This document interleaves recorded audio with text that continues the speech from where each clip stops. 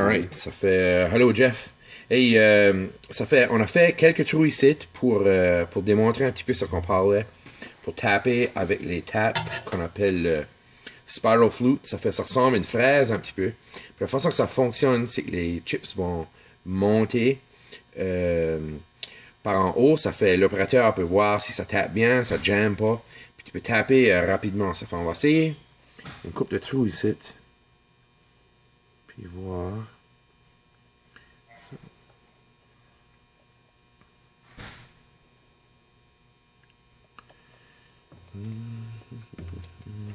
Une autre chose qu'on pourrait faire, c'est que tu pourrais avoir une sleeve ici pour bien aligner ton tap, pour faire sûr que tout est correct.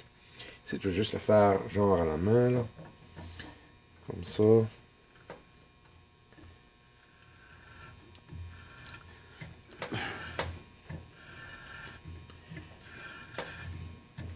Là, on voit les chips qui sortent, puis ça.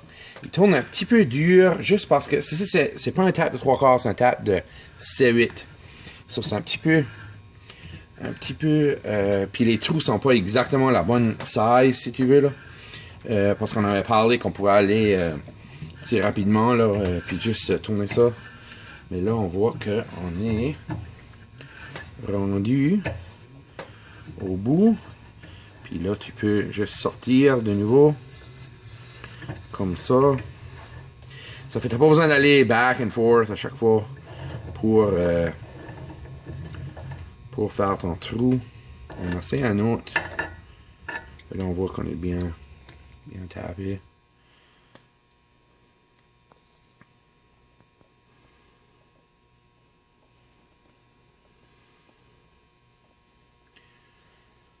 Les différents coolants que tu peux utiliser. Celui-ci, il est bien parce qu'il reste collé dessus, là.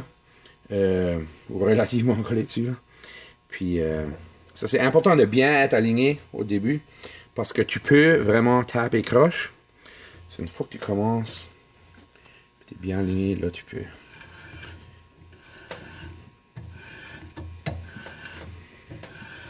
Ça fait... Un des avantages, c'est que tu es presque garanti de ne pas casser le tap. Ça prend une couple de minutes.